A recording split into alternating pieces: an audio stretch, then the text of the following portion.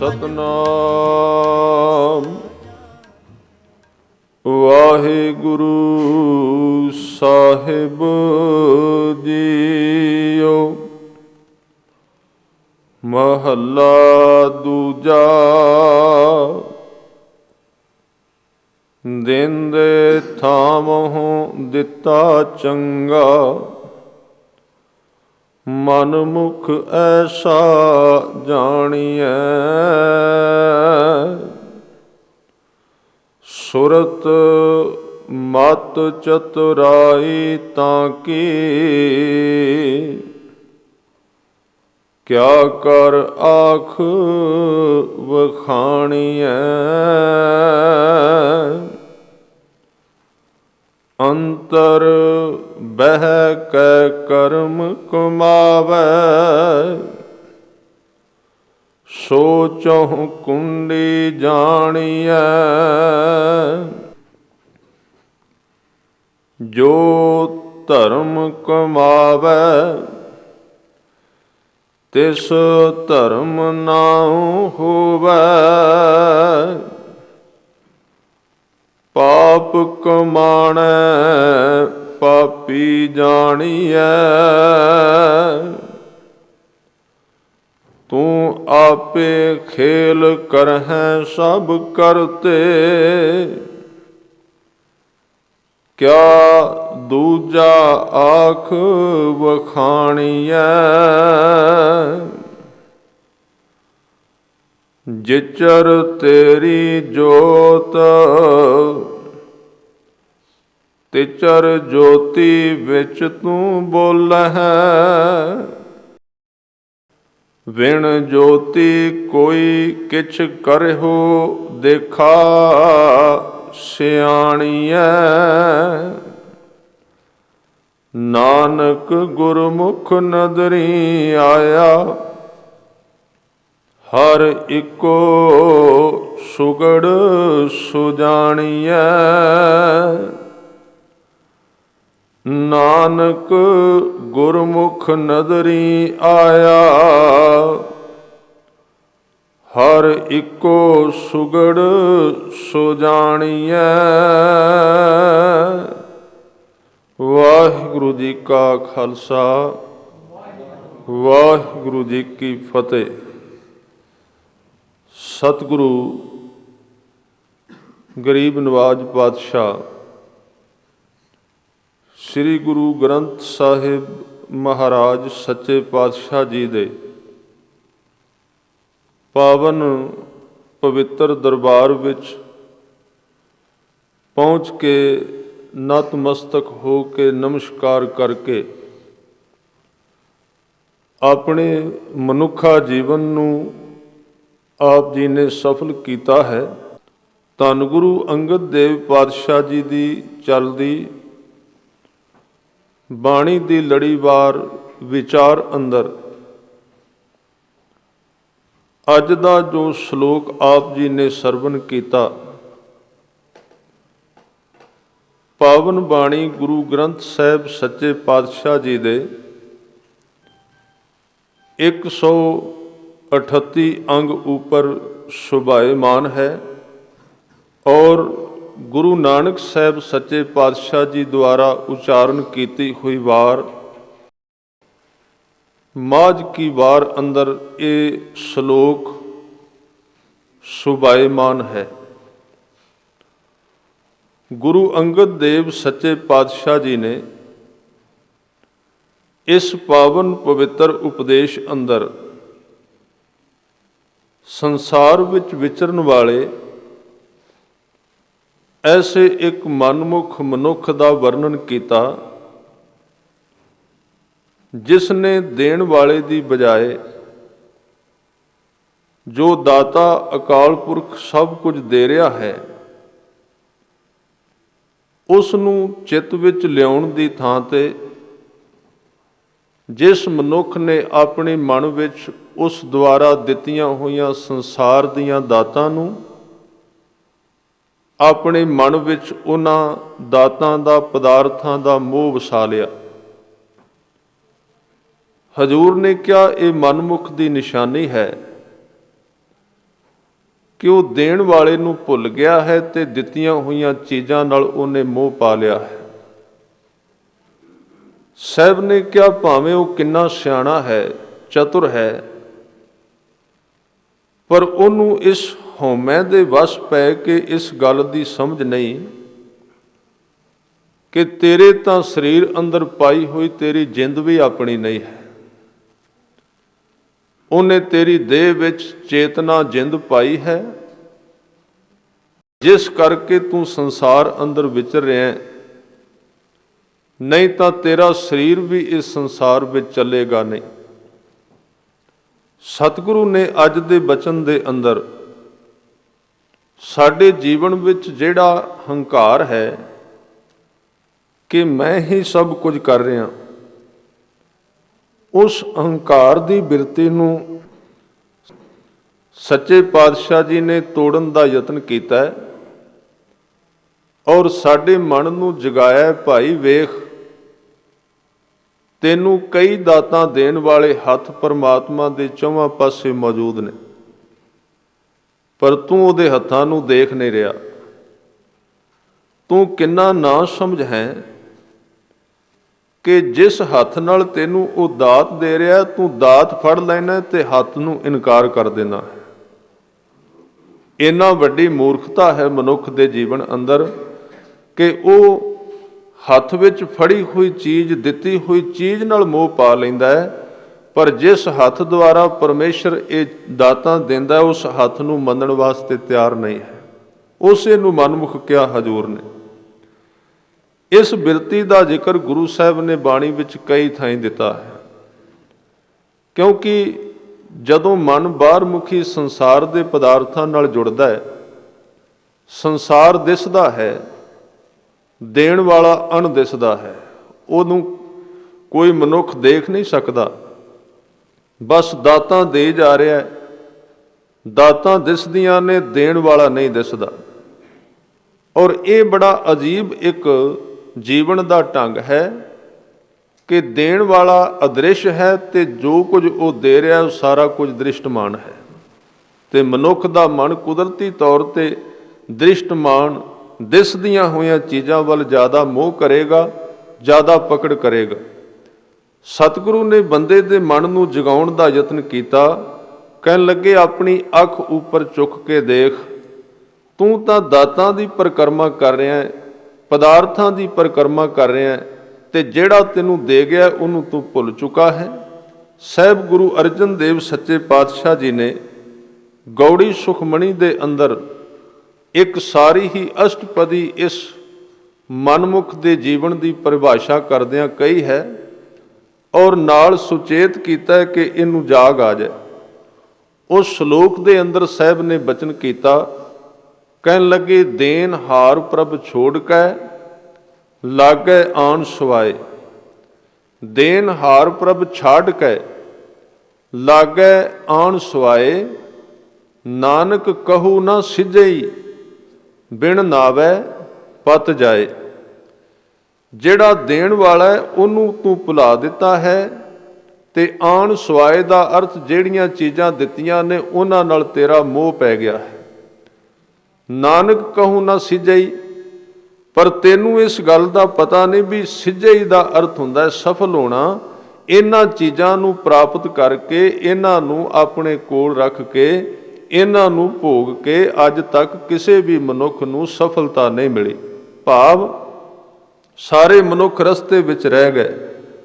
ਜਿਨ੍ਹਾਂ ਨੇ ਪਦਾਰਥਾਂ ਨਾਲ ਮੋਹ ਪਾਇਆ, ਸਾਡੇ ਤੋਂ ਪਹਿਲਾਂ ਉਹਨਾਂ ਦੀ ਤਵਾਰੀਖ ਸਾਡੇ ਕੋਲ ਮੌਜੂਦ ਹੈ। ਅਖੀਰ ਨੂੰ ਇਸ ਸੰਸਾਰ ਦੇ ਵਿੱਚੋਂ ਉਹਨਾਂ ਨੂੰ ਖਾਲੀ ਹੱਥ ਰੋਂਦੇ ਹੋਏ ਵਾਪਸ ਮੁੜਨਾ ਪਿਆ। ਇਸ ਸ਼ਲੋਕ ਤੋਂ ਅੱਗੇ ਸੱਚੇ ਪਾਤਸ਼ਾਹ ਨੇ ਫਿਰ ਪਰਮਾਤਮਾ ਦੇ ਦਾਨ ਦਾ ਜ਼ਿਕਰ ਕੀਤਾ ਹੈ ਕਿ ਵਾਹਿਗੁਰੂ ਅਕਾਲ ਪੁਰਖ ਨੇ ਸਾਨੂੰ ਕਿਹੜੀਆਂ ਦਾਤਾਂ ਬਖਸ਼ਿਸ਼ ਕੀਤੀਆਂ ਨੇ। ਧੰਨ ਗੁਰੂ ਅਰਜਨ ਦੇਵ ਪਾਤਸ਼ਾਹ ਜੀ ਕਿਰਪਾ ਕਰਦੇ ਨੇ, ਕਿਉਂਕਿ ਪਹਿਲਾ ਵਚਨ ਹੈ, ਗੁਰੂ ਅੰਗਦ ਦੇਵ ਜੀ ਕਹਿੰਦੇ ਨੇ, ਦੇਂਦੇ ਥਾਵੋਂ ਦਿੱਤਾ ਚੰਗਾ। ਦੇਣ ਵਾਲੇ ਨਾਲੋਂ ਸਾਨੂੰ ਦਿੱਤਾ ਹੋਇਆ ਚੰਗਾ ਲੱਗਦਾ ਹੈ। ਔਰ ਉਹਦੀ ਖੋਲ ਕੇ ਵਿਆਖਿਆ ਕੀਤੀ ਗੁਰੂ ਅਰਜਨ ਦੇਵ ਪਾਤਸ਼ਾਹ ਜੀ ਨੇ। ਕਹਿਣ ਲੱਗੇ, ਰਮਈਆ ਕੇ ਗੁਣ ਚੇਤ ਪ੍ਰਾਨੀ ਕਵਣ ਮੂਲ ਤੇ ਕਵਣ ਦ੍ਰਿਸ਼ਟਾਨੀ।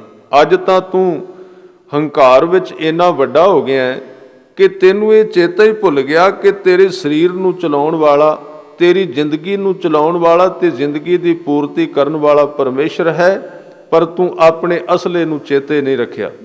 ਤੇਰੇ ਜੀਵਨ ਦੀ ਯਾਤਰਾ ਕਿੱਥੋਂ ਸ਼ੁਰੂ ਹੋਈ? ਹਜ਼ੂਰ ਨੇ ਬਚਨ ਕੀਤੇ, ਕਹਿਣ ਲੱਗੇ ਰਮਈਆ ਕੇ ਗੁਣ ਚੇਤ ਪ੍ਰਾਨੀ। ਇੱਥੇ ਗੁਣ ਦੇ ਅਰਥ ਨੇ ਪਰ ਉਪਕਾਰ। ਤੂੰ ਆਪਣੇ ਪਰਮੇਸ਼ਰ ਦੇ ਉਹਨਾਂ ਪਰ ਉਪਕਾਰਾਂ ਨੂੰ ਚੇਤੇ ਕਰ ਜਿਹੜੇ ਤੇਰੇ ਉੱਤੇ ਉਹਨੇ ਪਰ ਉਪਕਾਰ ਕੀਤੇ ਨੇ, ਜਿਹੜੀ ਤੇਰੇ ਉੱਤੇ ਉਸਨੇ ਦਇਆ ਕੀਤੀ ਹੈ। ਰਮਈਆ ਕੇ ਗੁਣ ਚੇਤ ਪ੍ਰਾਨੀ। ਕਵਣ ਮੂਲ, ਮੂਲ ਕਹਿੰਦੇ ਨੇ ਅਰੰਭਤਾ ਨੂੰ। ਤੈਨੂੰ ਪਤਾ ਤੂੰ ਇਸ ਦੇਹ ਦਾ ਮਾਣ ਕਰਨਾ ਹੈ, ਇਸ ਸਰੀਰ ਦਾ ਮਾਣ ਕਰ ਰਿਹਾ ਹੈ, ਤੇ ਇਸ ਦੇਹ ਦੀ ਆਰੰਭਤਾ ਕਿੱਥੋਂ ਹੋਈ ਹੈ, ਇਹਦੀ ਸ਼ੁਰੂਆਤ ਕਿੱਥੋਂ ਹੋਈ ਹੈ? ਕਵਣ ਮੂਲ, ਤੇਰੀ ਆਰੰਭਤਾ ਕਿੱਥੋਂ ਹੋਈ ਤੇਰੇ ਸਰੀਰ ਦੇ? ਤੇ ਕਵਣ ਦ੍ਰਿਸ਼ਟਾਨੀ, ਤੇ ਅਕਾਲ ਪੁਰਖ ਨੇ ਇਹਨੂੰ ਇੰਨਾ ਸੁੰਦਰ ਬਣਾ ਦਿੱਤਾ, ਇਹਦਾ ਧੰਨਵਾਦ ਕਦੀ ਤੂੰ ਆਪਣੀ ਜ਼ਿੰਦਗੀ ਵਿੱਚ ਕੀਤਾ ਹੀ ਨਹੀਂ। ਸਰੀਰ ਦੀ ਆਰੰਭਤਾ ਕਿੱਥੋਂ ਹੁੰਦੀ ਹੈ? ਭਗਤ ਰਵਿਦਾਸ ਜੀ ਨੇ ਆਪਣੀ ਬਾਣੀ ਵਿੱਚ ਬਚਨ ਕਹੇ ਨੇ। ਗੁਰੂ ਅਰਜਨ ਦੇਵ ਸੱਚੇ ਪਾਤਸ਼ਾਹ ਜੀ ਨੇ ਜਿਹੜੇ ਸਵਈਏ ਉਚਾਰਨ ਕੀਤੇ, ਉਹਦੇ ਵਿੱਚ ਇੱਕ ਬਚਨ ਕਿਹਾ, ਕਹਿਣ ਲੱਗੇ ਇੱਕ ਰੇਤ ਦੇ ਕਿਣਕੇ ਬਰਾਬਰ ਪਾਣੀ ਦੀ ਬੂੰਦ ਤੋਂ ਤੇਰੇ ਸਰੀਰ ਦੀ ਆਰੰਭਤਾ ਹੋਈ ਹੈ। ਜਿਹੜੇ 10 ਸਵਈਏ ਗੁਰੂ ਅਰਜਨ ਦੇਵ ਜੀ ਦੇ ਗੁਰੂ ਗ੍ਰੰਥ ਸਾਹਿਬ ਜੀ ਦੇ ਅਖੀਰ ਤੇ ਆਉਂਦੇ ਨੇ, ਉਹਦੇ ਵਿੱਚ ਉਹਨਾਂ ਨੇ ਸਾਡੇ ਹੰਕਾਰ ਨੂੰ ਤੋੜਿਆ ਹੈ। ਕਿਉਂਕਿ ਆਮ ਤੌਰ ਤੇ ਸਭ ਤੋਂ ਜ਼ਿਆਦਾ ਹੰਕਾਰ ਮਨੁੱਖ ਨੂੰ ਆਪਣੀ ਦੇਹ ਦਾ, ਆਪਣੀ ਸੁੰਦਰਤਾ ਦਾ ਔਰ ਆਪਣੇ ਸਰੀਰ ਦੇ ਬਲ ਦਾ ਔਰ ਉਹਨੂੰ ਆਪਣੀ ਬੁੱਧੀ ਦੀ ਸਿਆਣਪ ਦਾ ਹੁੰਦਾ ਹੈ। ਇਹ ਚਾਰੇ ਚੀਜ਼ਾਂ ਸਾਡੀ ਦੇਹ ਨਾਲ, ਸਾਡੇ ਸਰੀਰ ਨਾਲ ਸੰਬੰਧਿਤ ਨੇ। ਸਾਹਿਬ ਕਹਿੰਦੇ ਨੇ ਤੇਰਾ ਸਰੀਰ ਸ਼ੁਰੂ ਕਿੱਥੋਂ ਹੋਇਆ ਸੀ? ਅੱਜ ਤਾਂ ਇਹ ਵੱਧ ਗਿਆ, ਅੱਜ ਇਹਦੇ ਵਿੱਚ ਕੰਮ ਕਰਨ ਦੀ ਸ਼ਕਤੀ ਆ ਗਈ, ਇਹਦੇ ਵਿੱਚ ਸੋਚਣ ਦੀ ਤਾਕਤ ਆ ਗਈ, ਇਹਦੇ ਵਿੱਚ ਵੇਖਣ ਦੀ ਤਾਕਤ ਆ ਗਈ, ਸੁਣਨ ਦੀ, ਖਾਣ ਦੀ, ਹਜਮ ਕਰਨ ਦੀ ਤੇ ਕੰਮ ਕਰਨ ਦੀ ਸ਼ਕਤੀ ਆ ਗਈ। ਪਰ ਅੱਜ ਇਹ ਸਾਰੀਆਂ ਦਾਤਾਂ ਤੇ ਤੂੰ ਆਪ ਮਾਣ ਕਰੀ ਜਾਣਾ ਤੇ ਦੇਣ ਵਾਲੇ ਨੂੰ ਭੁੱਲ ਗਿਆ, ਪਰ ਤੈਨੂੰ ਇਸ ਗੱਲ ਦਾ ਇਲਮ ਨਹੀਂ ਤੇਰੇ ਇਸ ਸਰੀਰ ਦੀ ਆਰੰਭਤਾ ਕਿੱਥੋਂ ਹੋਈ ਸੀ। ਗੁਰੂ ਅਰਜਨ ਦੇਵ ਜੀ ਨੇ ਬਚਨ ਕੀਤੇ ਨੇ, ਕਹਿਣ ਲੱਗੇ ਰੰਚਕ ਰੇਤ ਖੇਤ ਤਨ ਨਿਰਮਿਤ। ਪਰਮਾਤਮਾ ਨੇ ਤੇਰੇ ਸਰੀਰ ਦੀ ਸ਼ੁਰੂਆਤ ਇੱਕ ਰੇਤ ਦੇ ਕਿਣਕੇ ਬਰਾਬਰ ਤੋਂ ਕੀਤੀ ਹੈ।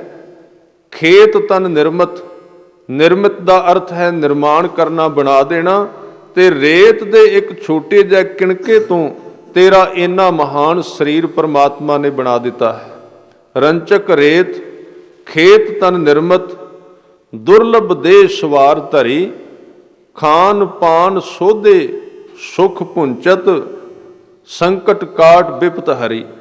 ਤੇਰੇ ਸਰੀਰ ਤੇ ਆਉਣ ਵਾਲੇ ਜਿਹੜੇ ਸੰਕਟ ਸਨ, ਸਰੀਰ ਤੇ ਆਉਣ ਵਾਲੇ ਜਿਹੜੇ ਰੋਗ ਸਨ, ਉਹਨਾਂ ਨੂੰ ਉਹ ਨਾਲੋਂ ਨਾਲ ਕੱਟਦਾ ਗਿਆ। ਤੈਨੂੰ ਜਨਮ ਦਿੱਤਾ, ਤੈਨੂੰ ਉਭਾਰਿਆ, ਤੈਨੂੰ ਸਵਾਰਿਆ। ਸਾਹਿਬ ਕਹਿੰਦੇ ਨੇ ਸੁਖ ਦਿੱਤੇ, ਆਨੰਦ ਦਿੱਤੇ।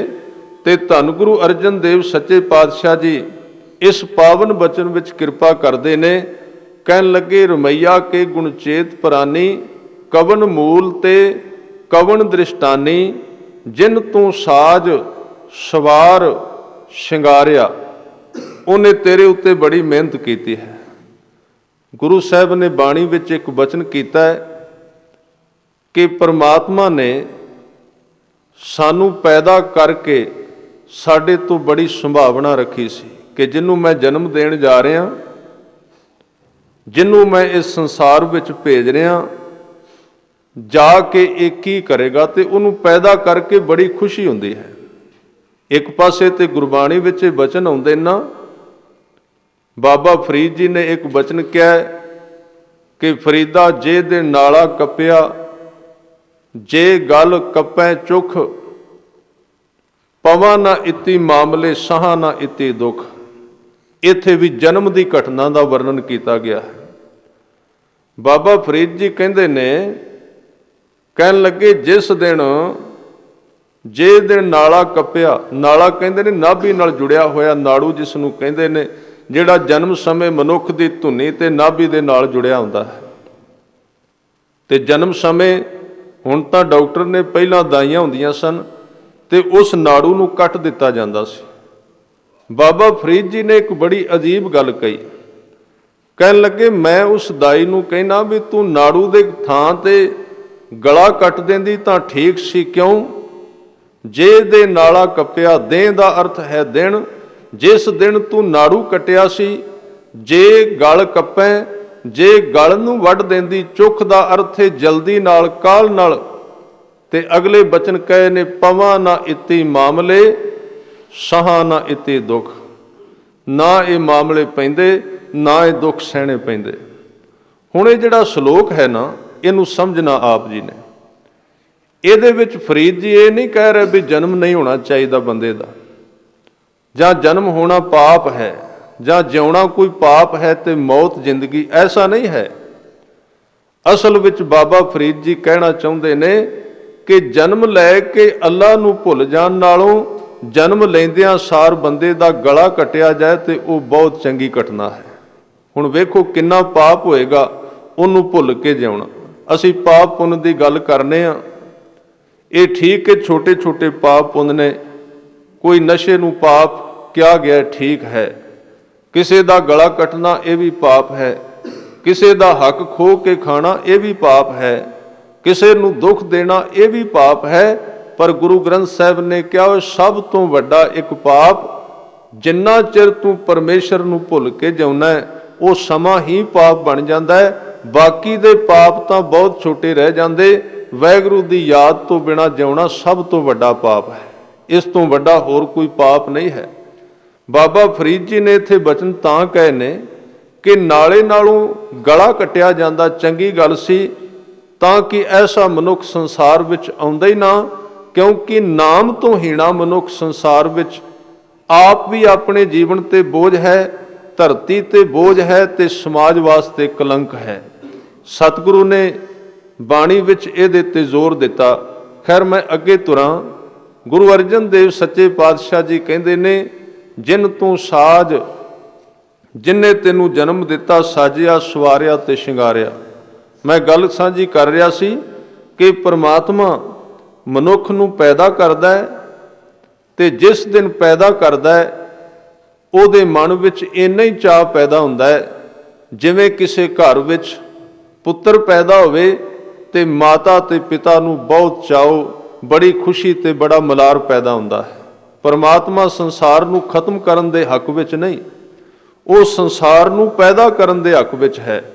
ਮੈਂ ਆਸਾ ਦੀ ਵਾਰ ਵਿੱਚੋਂ ਇੱਕ ਆਪ ਜੀ ਦੇ ਨਾਲ ਬਚਨ ਸਾਂਝਾ ਕਰਾਂ, ਜਿੱਥੋਂ ਆਸਾ ਦੀ ਵਾਰ ਆਰੰਭ ਹੁੰਦੀ ਹੈ। ਉਹਦੇ ਵਿੱਚ ਗੁਰੂ ਨਾਨਕ ਸਾਹਿਬ ਨੇ ਕਿਰਪਾ ਕਰਕੇ ਕਿਹਾ ਕਿ ਜਦੋਂ ਪਰਮਾਤਮਾ ਨੇ ਸੰਸਾਰ ਨੂੰ ਬਣਾਇਆ, ਜੀਵਾਂ ਨੂੰ ਬਣਾਇਆ, ਤੇ ਜੀਵਾਂ ਨੂੰ ਬਣਾਉਣ ਤੋਂ ਬਾਅਦ ਆਪ ਉਹਨਾਂ ਦੇ ਵਿੱਚ ਬੈਠ ਗਿਆ।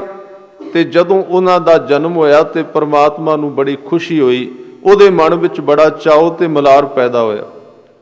ਪਹਿਲੀ ਪੌੜੀ ਵਿੱਚ ਗੁਰੂ ਨਾਨਕ ਸਾਹਿਬ ਜੀ ਦੇ ਬਚਨ ਨੇ, ਉਹ ਕਹਿੰਦੇ ਨੇ, ਆਪੀ ਨੈ ਆਪ ਸਾਜਿਓ, ਆਪੀ ਨੈ ਰਚਿਓ ਨਾਉ। ਉਹਨੇ ਆਪਣੇ ਆਪ ਨੂੰ ਆਪ ਸਾਜਿਆ, ਸੰਸਾਰ ਦਾ ਰੂਪ ਬਣਾਇਆ। ਆਪੀ ਨੈ ਰਚਿਓ ਨਾਉ, ਫਿਰ ਉਹਨੇ ਸ਼ਬਦ ਰਚਿਆ ਜਿਹਦੇ ਦੁਆਰਾ ਸਾਰੀ ਸ੍ਰਿਸ਼ਟੀ ਚਲਾਈ। ਦੋਈ ਕੁਦਰਤ ਸਾਜੀ ਹੈ। ਕੁਦਰਤ ਵਿੱਚ ਅਸੀਂ ਸਾਰੇ ਆ ਜਾਂਦੇ ਹਾਂ। ਸਾਡੇ ਜਿੰਨੇ ਸਰੀਰ ਨੇ, ਇਹਨਾਂ ਸਰੀਰਾਂ ਨੂੰ ਆਪਾਂ ਕਵਾਂਗੇ ਕੁਦਰਤ ਹੈ। ਦੋਈ ਕੁਦਰਤ ਸਾਜੀ ਹੈ। ਕਰ ਆਸਣ, ਆਸਣ ਦਾ ਅਰਥ ਹੈ ਮੰਜਾ ਢਾ ਲੈਣਾ, ਜਿਹਦੇ ਉੱਤੇ ਆਰਾਮ ਕਰੀਦਾ, ਉਹ ਥਾਂ ਬਣਾ ਲੈਣੀ ਜਿੱਥੇ ਨਿਵਾਸ ਕਰੀਦਾ ਹੈ। ਕੁਦਰਤ ਨੂੰ ਬਣਾ ਕੇ, ਮਨੁੱਖ ਨੂੰ ਬਣਾ ਕੇ, ਸਰੀਰ ਨੂੰ ਬਣਾ ਕੇ, ਇਹਨਾਂ ਸਰੀਰਾਂ ਵਿੱਚ ਪਰਮੇਸ਼ਰ ਨੇ ਆਪਣਾ ਪਲੰਗ, ਆਪਣਾ ਮੰਜਾ, ਆਪਣਾ ਆਸਣ ਢਾ ਲਿਆ। ਕਰ ਆਸਣ ਡਿਠੋ, ਤੇ ਉਹਦੇ ਉੱਤੇ ਬੈਠ ਕੇ ਫਿਰ ਮਨੁੱਖ ਨੂੰ ਨਿਹਾਰਿਆ, ਮਨੁੱਖ ਨੂੰ ਵੇਖਿਆ। ਕਰ ਆਸਣ ਡਿਠੋ ਚਾਓ, ਤੇ ਇਸ ਮਨੁੱਖ ਨੂੰ ਵੇਖ ਕੇ ਉਹਦੇ ਮਨ ਵਿੱਚ ਬੜਾ ਚਾਅ ਤੇ ਬੜੀ ਖੁਸ਼ੀ ਆਈ। ਇਹਦਾ ਮਤਲਬ ਇਹ ਹੈ ਕਿ ਇਹ ਤੁਕਾਂ ਦੱਸਦੀਆਂ ਨੇ ਕਿ ਸਾਨੂੰ ਪੈਦਾ ਕਰਕੇ ਪਰਮਾਤਮਾ ਬੜਾ ਖੁਸ਼ ਹੁੰਦਾ ਹੈ। ਪਰ ਜਿਉਂ ਹੀ ਮਨੁੱਖ ਪੈਦਾ ਹੁੰਦਾ ਹੈ, ਜਿਹੜਾ ਇਹਦੇ ਅੰਦਰ ਆਸਣ ਲਾ ਕੇ ਬੈਠਾ ਹੈ, ਉਹਨੂੰ ਇਨਕਾਰ ਕਰ ਦਿੰਦਾ ਹੈ ਤੇ ਬਾਹਰਲੇ ਸੰਸਾਰ ਨਾਲ ਮੋਹ ਪਾਉਣਾ ਸ਼ੁਰੂ ਕਰ ਦਿੰਦਾ ਹੈ।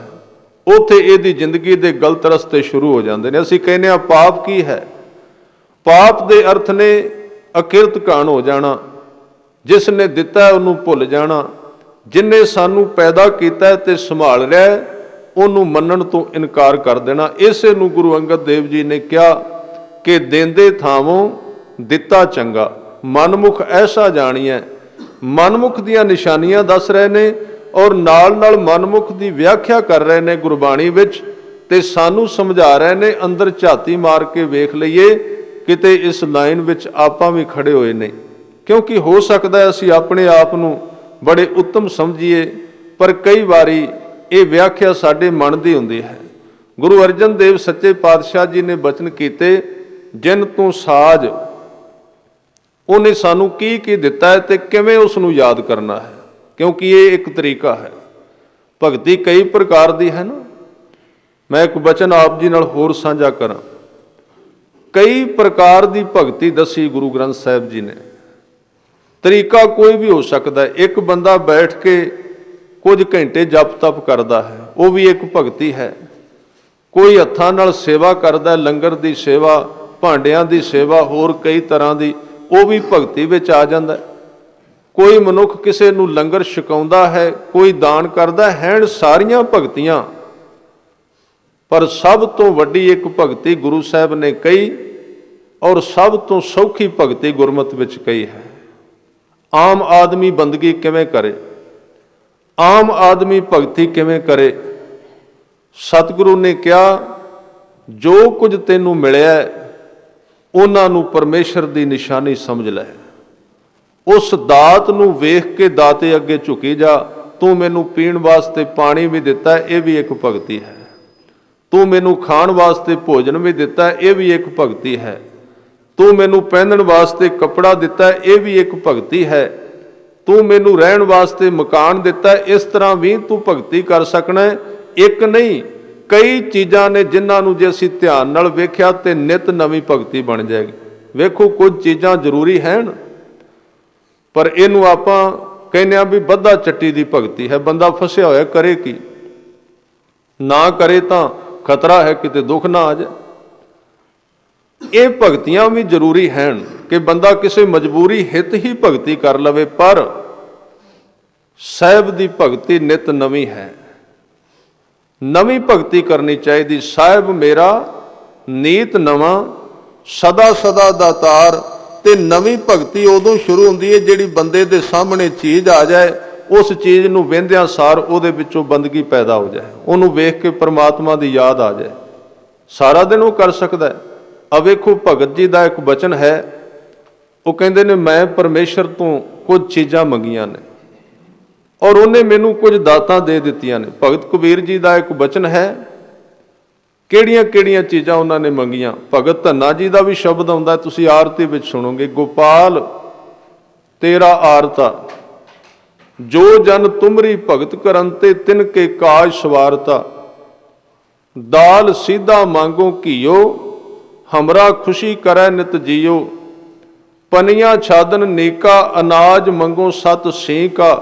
ਗਊ ਭੈਸ ਮੰਗੋ ਲਾਵੇਰੀ, ਇੱਕ ਤਾਜਨ ਤੁਰੀ ਚੰਗੇਰੀ। ਘਰ ਕੀ ਗੀਹਨ ਚੰਗੀ, ਜਨ ਧੰਨਾ ਲੇਵੈ ਮੰਗੀ। ਇਹ ਸਾਰੀਆਂ ਹੁਣ ਚੀਜ਼ਾਂ ਨੇ। ਕਬੀਰ ਜੀ ਨੇ ਇਹਦੇ ਨਾਲ ਮਿਲਦੀ ਗੱਲ ਕਹੀ। ਉਹ ਕਹਿੰਦੇ ਨੇ ਕਿ ਭੂਖੇ ਭਗਤ ਨਾ ਕੀਜੈ, ਯਹ ਮਾਲਾ ਆਪਣੀ ਲੀਜੈ। ਭਗਤਾਂ ਦਾ ਪਿਆਰ ਹੈ ਨਾ, ਜੇ ਉਹਨਾਂ ਨੇ ਸੰਸਾਰ ਦੀ ਵੀ ਚੀਜ਼ ਮੰਗਣੀ ਹੈ, ਭਗਤ ਦੀ ਇਹ ਨਿਸ਼ਾਨੀ, ਉਹ ਸੰਸਾਰ ਦੀ ਚੀਜ਼ ਮੰਗਣ ਲੱਗਿਆਂ ਵੀ ਨਾਮ ਮੰਗੇਗਾ ਵਿੱਚ ਉਹਦੇ। ਸੰਸਾਰੀ ਦੀ ਇਹ ਨਿਸ਼ਾਨੀ, ਉਹ ਨਾਮ ਜਪਦਿਆਂ ਹੋਇਆਂ ਵੀ ਸੰਸਾਰ ਦੀਆਂ ਚੀਜ਼ਾਂ ਮੰਗੇਗਾ। ਬੰਦੇ ਦੀ ਬਿਰਤੀ ਜਿਹੜੀ ਹੈ ਨਾ, ਸੁਰਤ ਜਿਹੜੀ, ਗੱਲ ਸਿਰਫ ਬਿਰਤੀ ਤੇ ਖੜੀ ਹੈ। ਮਨੁੱਖ ਕਿਹੜੇ ਤਰੀਕੇ ਨਾਲ ਭਗਤੀ ਕਰਦਾ, ਇਹਦੇ ਨਾਲ ਕੋਈ ਸਾਰ ਨਹੀਂ ਹੈ।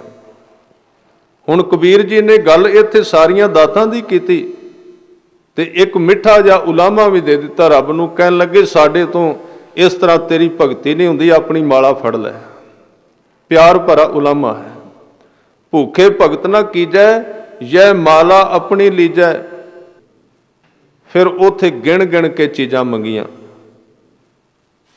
ਅੱਧ ਸਿਰ ਮੰਗੋ ਦਾਲੇ, ਮੋਕੋ ਦੋਨੋਂ ਵਕਤ ਜਿਵਾਲੇ।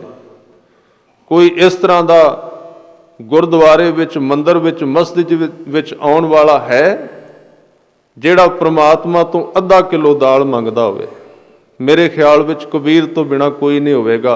जे मंगेगा तो कहेगा घट्टो घट्ट ट्रक ते भेज दे, मेरा सरे ते अगों मेरे पुत्रां दा भी सर जाए ते पोतरियां कोल भी खत्म ना होवे। हुण मंगण दा तरीका वखरा है। असीं ये शब्द पढ़ के कह देने भी वेखो भगतां ने भी ते मंगिया है, पर यह नहीं वेख्या भी उन्हां मंगिया किन्ना कु है। उन्होंने किन्नी कु दात जिहड़ी चीज़ की लोड़ सी वो नहीं मंग लई, उन्हें इकट्ठा नहीं किया। भूखे भगत ना कीजै जै माला अपनी लीजै, ਉਹਦੇ ਵਿੱਚ आटा मंगिया 2 किलो, 2 सिर मांगो चूना 2 किलो आटा मंगिया। कदी इस तरह का अरदासिया वेख्या कोई? कदी इस तरह का भिखारी वेख्या? इत्थे ते भिखारी भी आउंदे ने, जे उन्होंने किलो पाओ तो कहणगे 1 होर किलो दे, जे 5 किलो पा दो तो 5 किलो होर मंगणगे। संसार नूं असल विच गुरु ग्रंथ साहिब तो जीवन जुगत सिख के जिउण की जाच ही नहीं आई। क्या की है गुरु साहब ने? जीवन ही सबर विच है, जीवन तृप्ति दे अंदर है, ते सारा संसार अपना भी है ते इत्थे अपना कुछ भी नहीं है। अपना तो वही है ना जिहड़ा असीं वरतना है। हुण असीं हर रोज़ पढ़ने आ भी फलाने बंदे दे नां ते काला धन बाहरले देश विच इन्ना पिया होया, उस मनुख ने उत्थे भी 200 एकड़ खरीद ली, जे फैक्ट्रियां उन्हें काबू कर लिया ने, किते उन्हें कुछ कर लिया। तो जदों सारियां गल्लां सुनी दियां ने, मन विच एक ख्याल आउंदा भी भावें इकट्ठा किन्ना कर लिया, खाना तो अखीर नूं इन्हें प्रशादा ही है ना, रोटी खानी होर की करेगा। चलो चंगा खाएगा, एक दिन विच 1000 रुपया खा लेगा शरीर वास्ते, थोड़ा जिहा चंगा पहन लेगा। पर जे उस बंदे नूं पुछया जाए भाई आखिर 40, 50, 60, 70 साल तो बाद किन्ना कु उन्हें चिर विच खा लेगा, अपने जोगा जोड़ लै, अपने पुत्र जोगा जोड़ लै, वो दूजियां दे पुत्रां दे गले कट के अपने घर विच जमा ना कर। इस तो वड्डा होर कोई अपराध नहीं है। पर की करे, लोभ दा कुत्ता अंदर बैठा है, ना उन्हें रजना है, ना उन्होंने सबर आना है, ते ना इहदे दुख मिटने ने। सतगुरु ने मंगण दी जाच दसी, कहन लगे 2 सिर मांगो चूना, 2 किलो आटा दे दो मैनू। हुण इत्थे ये ना समझना 1 दिन की खुराक मंग रहे ने कबीर साहब। ते 2 सिर मांगो चूना, चूने दे अर्थ ने आटा, ते कबीर साहब कल्ले 2 किलो आटा नहीं सन खांदे, किते इस भुलेखे विच पै जाना भी 2 किलो इकल्ले खा जाते होणगे। उन्हां दा परिवार सी, परिवार वास्ते भी मंगते सन। 2 सिर मांगो चूना, पाओ घिओ, 1 पाइया को घिओ दे दे, इन्ना चाहिदा है, कल आएगी फिर तू दे देना है। इनू कहंदे ने पंछी दा जीवन।